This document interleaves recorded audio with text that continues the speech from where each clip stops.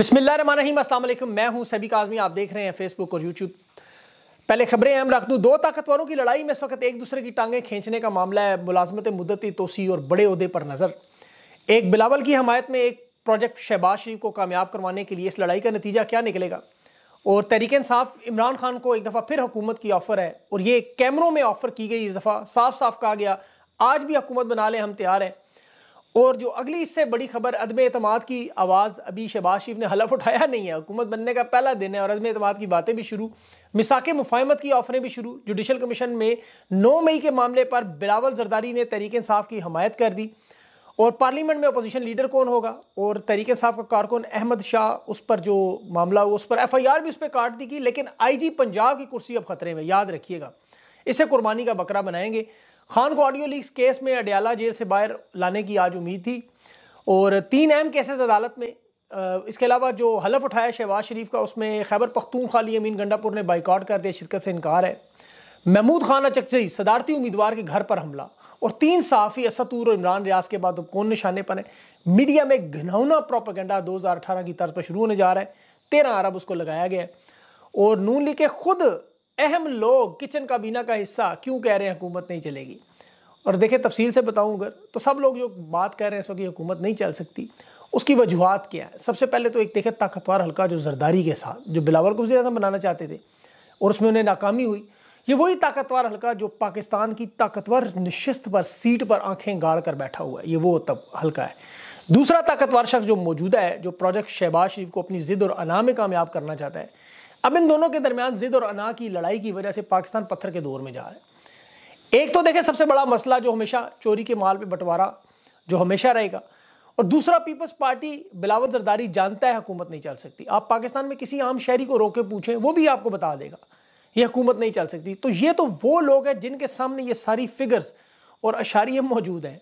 निगरान वजीर खजाना शमशाद अख्तर की, जो निगरान हुकूमत संभालते वक्त की रिपोर्ट सिर्फ आप पढ़ लें, आप रेटिंग एजेंसी फिच की रिपोर्ट पढ़ लें, वर्ल्ड बैंक की रिपोर्ट पढ़ लें, मोडीज की पढ़ लें, आलमी इदारों की तमाम रिपोर्टें देख लें, IMF की कंडीशंस को देख लें, स्टॉक एक्सचेंज की हालत देख लें, तजारती खसारा देख लें। इस डूबते हुए टाइटैनिक में सिवाय उन चंद लोगों के जो ये डूबता हुआ टाइटैनिक के ऊपर बैठे हुए वो म्यूजिक सुन रहे थे, कबूतर की तरह आंखें बंद करके बैठे हुए थे, उन्हें छोड़कर तमाम माहिरीन से आप बात करके देख लें कि इन मुआशी मसाइल में, सियासी अदम इस्तेहकाम में, दाखिली मसाइल में, खारजी भंवर में, जो चोरी के मैंडेट पर ऊपर से डाका मार के अवाम की हमायत के बगैर दुनिया के किसी भी मुल्क में अगर कोई हुकूमत चले तो मुझे बता दें।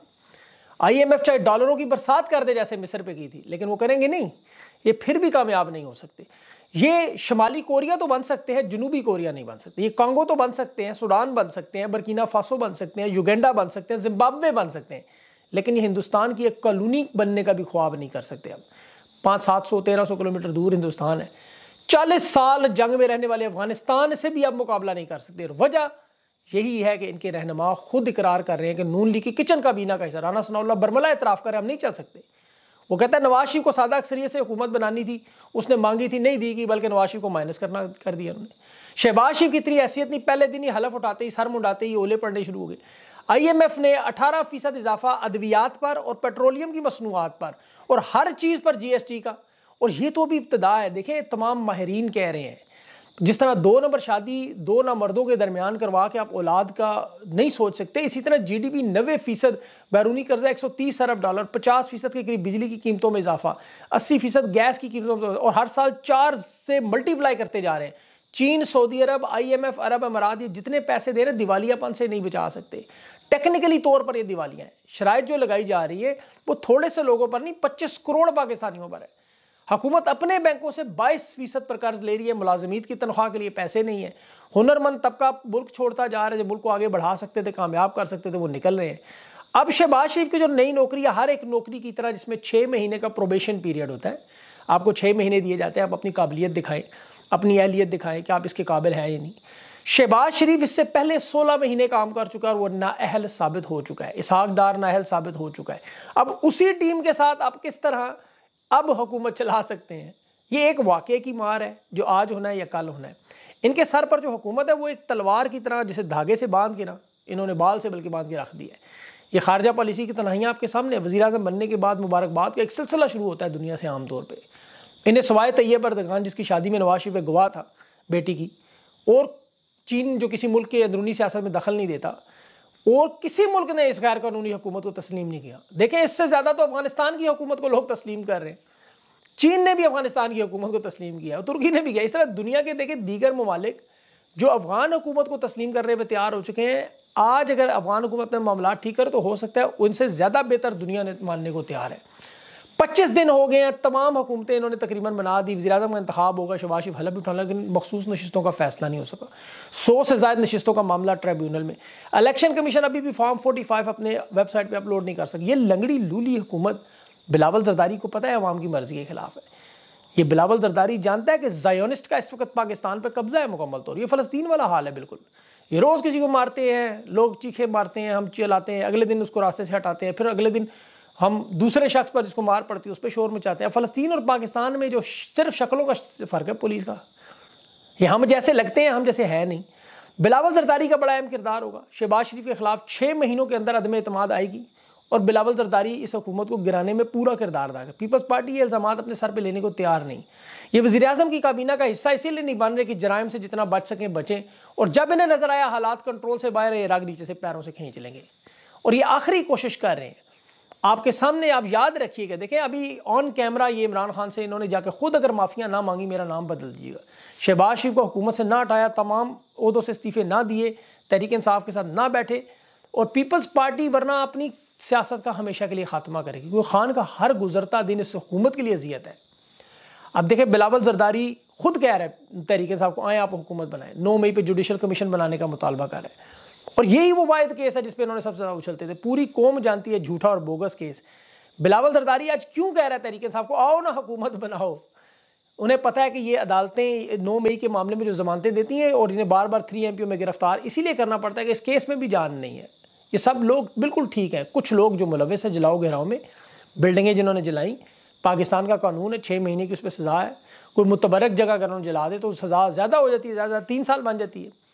اب اس میں 9 مئی میں نہ تو کوئی مرا نہ کوئی زخمی ہوا. ماضی میں دیکھیں نواز شریف پر سب سے بڑا کیس آرمی چیف کے طیارے کی ہائی جیکنگ کا تھا، جس طیارے میں آرمی چیف سمیت لوگ موجود تھے. تمام لوگوں کی زندگیاں خطرے تھیں. یہ قتل عمد میں آتا ہے. لیکن جس طرح اس کو سزا معاف کی گئی، سپریم کورٹ پر حملہ، پاکستان کی سب سے بڑی متبرک جگہ، بلکہ دنیا بھر میں عدالتوں کا درجہ انصاف کا بلند ہے، یا پارلیمنٹ کا کہہ لیں، جیسے ہندوستان کی پارلیمنٹ میں حملہ وہ آج تک نہیں بھولے. یہ کسی کی رہائش گاہ پر حملہ، اس کی اصلیت سب جانتے ہیں. یہ جوڈیشل انکوائری شروع ہوئی، کمیشن بنا، یا تو وہ حمود الرحمان کمیشن کی طرح کی رپورٹ نہیں آئے گی، سیاسی رنگ اگر نہ دیا تو حقائق پہ تو سب کو پتہ ہے کیا ہوا. آج جو شہباز شریف 9 مئی میں بار بار دھمکیاں دے رہا ہے کہ چھوڑیں گے نہیں، ابھی چوتھا دن ہے وہی روایتی تقریر. 9 مئی کے کیس میں تحریک انصاف کو کیا نقصان پہنچا سکتے ہیں؟ خان کو زیادہ قید کی سزا سنائے، وہ تو پہلے ہی 4 مقدمات میں سنا دی. چند مزید رہنماؤں کو گرفتار کر کے نائل کریں گے. 80% پارٹی تو پہلے ہی انہوں نے چھڑوا لی، الیکشن نہیں لڑنے دیا. تحریک انصاف کو کیا نقصان پہنچا سکے؟ 9 مئی کا جو جواب تھا وہ تو عوام نے 8 فروری کو دے دیا. اب اگر باز نہ آئے تو جس چیز سے خطرہ ہے کہ جس طرح MQM کی طرح سوچنے پر لوگ مجبور نہ ہو. دیکھیں کراچی میں ایک وقت آ گیا تھا کہ پولیس والوں کی جرت نہیں ہوتی تھی کہ پیپلز پارٹی یا MQM کے لوگوں کو ہاتھ لگا سکیں، کیونکہ MQM نے وہ پرامن احتجاج ترک کر دی. وہ تنگ آ گئے تھے. آج انہیں دیکھیں دوبارہ 17 نشستیں دے کے حکومت میں بٹھایا، حالانکہ 2 نمبر MQM ہے یہ. لیکن کراچی میں جس طرح آج پنجاب پولیس تحریک انصاف کے ورکرز کے لیے ہلاکو خان اور چنگیز کے خان کی فوج بنی ہے، اور بے گناہ لوگوں کو دن دہاڑے کیمروں کے سامنے ظلم و ستم اور تشدد ہوا یا مار دیتے ہیں یا ان کے اوپر FIR ڈال دیتے، پھر انہی کے اوپر FIR. یہ خان کی پرامن پالیسی ہے باخدا کہ وہ ایک گال پہ تھپڑ مارو تو دوسرا بھی آگے کر دیتے ہیں. حقیقت میں خان کی جگہ اس وقت کوئی اور رہنما ہوتا تو یہ کب کا اس طرح کی MQM بنی ہوتی، کالعدم تنظیم بنی. لیکن خان صرف امن کی سیاست کرتا ہے کیونکہ وہ پاکستان سے محبت کرتا ہے. تحریک گواہ ہے. دیکھیں ظالم کا انجام جب بھی قریب آئے نا وہ ایسی ہی حرکتیں کرتا ہے. یہ بالکل آپ حقیقت میں چراغ کو دیکھ لیں، پھڑپڑانے بجھنے سے پہلے پھڑپڑاہٹ ہوتی ہے. یہ بوکھلاٹ ہے. ابھی شیر افضل کو روکنا، پارلیمنٹ گیٹ پہ شندانہ کو پارلیمنٹ میں نہ داخل آنے دینا، روکنے کی کوشش کرنا. اسد کیسر نے جو آج کل کھل کے باتیں کی کہ تحریک انصاف چھوڑنے کا کہا گیا، نئی پارٹی کا بنایا گیا، سیف ہاؤس میں پرویز خٹک سے جس طرح بنوائی، اسد کیسر نے یہ دباؤ کمپنی کے نمائندوں سے. اچھا لوگ اکثر پوچھتے ہیں کہ دباؤ ڈالنے والوں کا نام بتاتے نہیں، ان کا نام بھی بتائیں. تحریک انصاف کے ایک آنے والے رہنما سے میری بات ہوئی، اس نے کہا جی شدید تشدد ہوا میرے اوپر، 4-4 5-5 لوگ بے دردی سے مارتے رہے. 2 دن تو مجھے پتہ ہی نہیں تھا میں کہاں ہوں، کدھر ہوں، کس کال کوٹلی میں مجھے ڈالا ہوا تھا. اور اس بے دردی سے کھانا وہ نیچے سے ایک جیل کی طرح چھوٹی سی کوٹلی سے نیچے ڈال دیتے تھے. صبح دوپہر شام کا نہیں پتہ چلتا تھا. اور روز کہتے تھے تحریک استحکام میں چلے جاؤ، استحکام پاکستان میں.